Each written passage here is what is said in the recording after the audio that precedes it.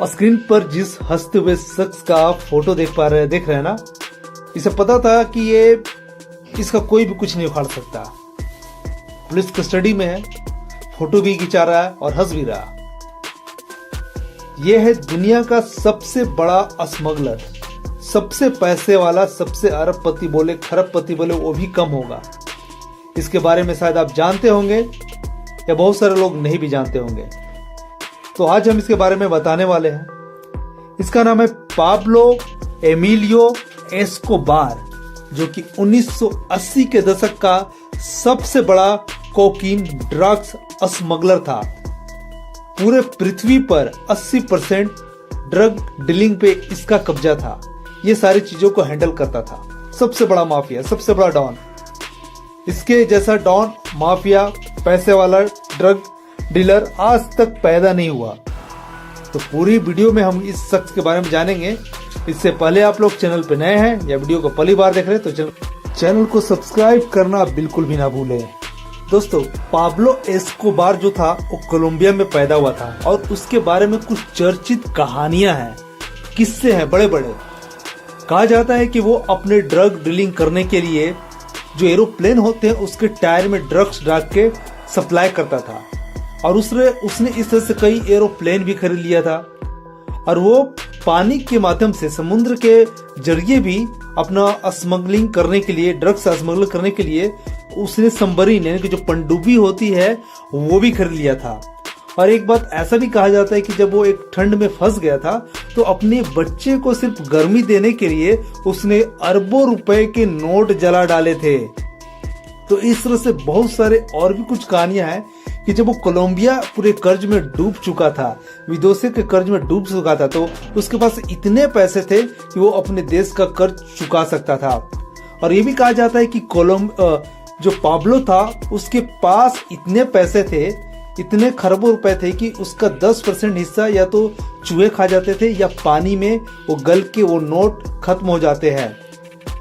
बहुत सारी रिपोर्ट्स के मुताबिक पाब्लो अपने रुपए के जो बंडल होते हैं ना, नोट, उसे बांधने के लिए तो $5000 के रबड़ होते हैं ना, रबड़ को खरीदता था। इतना पैसा उसके पास था। तो चलिए थोड़ा सा डिटेल में उसकी कहानी की ओर हम बढ़ते हैं।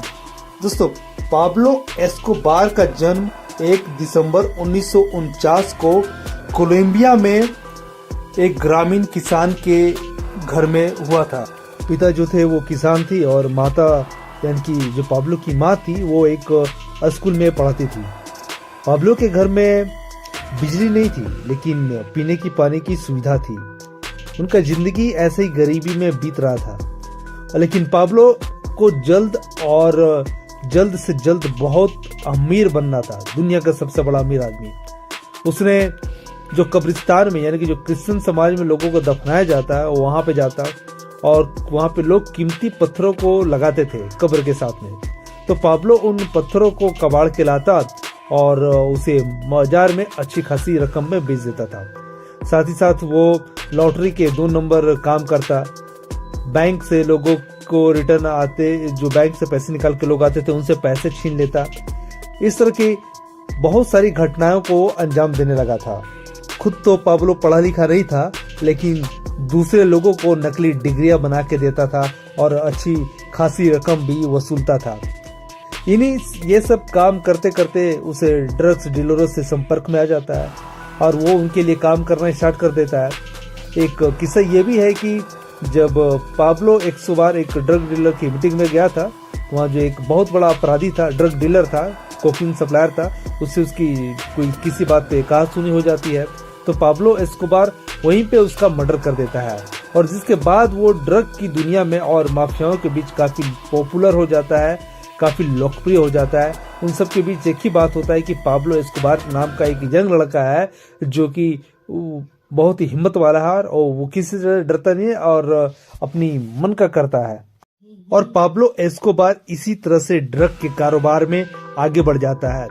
उसका सिर्फ कहना था कि ये ड्रग और ये पैसे मेरे हैं, मतलब मेरे हैं। जो भी पुलिस वाला या जज उसकी बात को नहीं मानता था वो उसका कत्ल कर देता था, साथ ही साथ पूरे परिवार का भी कत्ल कर देता था और कहता था कि तुम्हारे पड़ोसियों तक को मैं खत्म कर दूंगा। और वो बिल्कुल ऐसा करता भी था।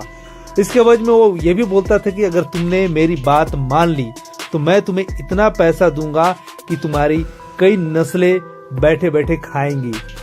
इस तरह से उसने बहुत सारे पुलिस वालों और जजों को मौत के घाट उतार दिया था, जिसने भी उसकी बात नहीं मानी। मीडिया रिपोर्टर अगर कोई उसके बारे में किसी तरह की बात न्यूज छाप देता था तो उसके परिवार को और उसके पड़ोसियों तक को वो खत्म कर देता था।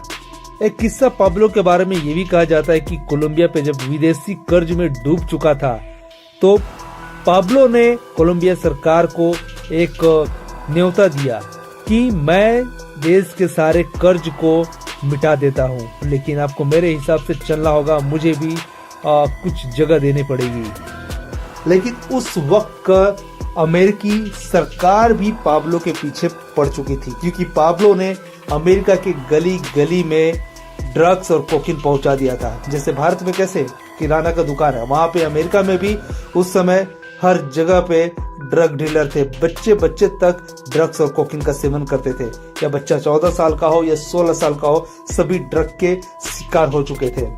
अमेरिकी सरकार भी कोलंबिया पे दबाव बना रही थी कि पाब्लो को हमारे हवाले कर दो। मामला बहुत आगे तक बढ़ गया था, कोलंबिया पे काफी प्रेशर भी बन गया था, लेकिन एक संधि होता है देशों के बीच कि ये बहुत बड़ा क्रिमिनल है, आप हमें सौंप दो। लेकिन पाब्लो ने कोलंबिया की सरकार को मना लिया था और उसने ये कहा था कि आप मुझे अमेरिका के हवाले मत करो, इससे आपकी भी बदनामी होगी और कोलंबिया की भी बदनामी होगी। मैं अपने आप को आपके हवाले करता हूँ, यानी कि कोलंबिया सरकार के हवाले करता हूँ। लेकिन उसमें पाब्लो की शर्त ये थी कि जो जेल बनेगा वो जेल पाब्लो के द्वारा ही बनाया गया होगा। पाब्लो वहाँ पे आलीशान जेल बनवाता है, वहाँ पे हर सुख सुविधा जैसी फुटबॉल मैदान हो या फिर क्लब हो या फिर एसी या टीवी, हर कुछ उस जेल में मौजूद था। सरकार मान जाती है और पाब्लो जो है कि अपना जो काम है उसी जेल के अंदर से करने लगता है। लेकिन इसी दौरान अमेरिका अपने कुछ दो जासूस को भेजता है उस जेल के अंदर, लेकिन पाब्लो उन दोनों लोगों को अगवा कर लेता है और अगवा करके उस जेल से भागने की प्लानिंग कर लेता है, क्योंकि अब पाब्लो को पता चल चुका था कि उसका खेल अब खत्म होने वाला है, अमेरिका उसे बिल्कुल भी नहीं छोड़ने वाला है। इधर पाब्लो जेल से भाग जाता है और अमेरिका और कोलंबिया की जो पुलिस फोर्स है उसे ढूंढते रहती है। लेकिन इधर पाब्लो ने छोटे छोटे बच्चों के हाथों में बहुत सारा पैसा और बहुत सारे हथियार दे दिया था और उसने वहां पे एक गृह युद्ध यानी कि होम फाइट स्टार्ट करा दिया था। उन बच्चों ने बहुत सारे पुलिस अफसरों और जवानों को मार दिया था। तकरीबन 27 से 30 हजार लोगों की उसने ये हत्या करवा दी थी। लेकिन इसी बीच एक दिन पाब्लो है कि इन पुलिस वालों के हाथ लग जाता है और 1993 के दशक में वो उस इनकाउंटर में मारा जाता है। पाब्लो एस्कोबार के पास इतना पैसा था कि उसने कोलंबिया के 10 बिलियन कर्ज को देने का वादा भी किया था सरकार को। कहते हैं कि जो एस्कोबार का जो ड्रग सप्लाई था तकरीबन 15 से 30 टन एक दिन में वो पूरे देशों में सप्लाई करने लग गया था। और कहा यह भी जाता है कि उसकी जो इनकम है 1980 के समय एक दिन में 400 करोड़ रुपए यानी कि इंडियन करेंसी में उसकी जो इनकम थी वो होने लगी थी।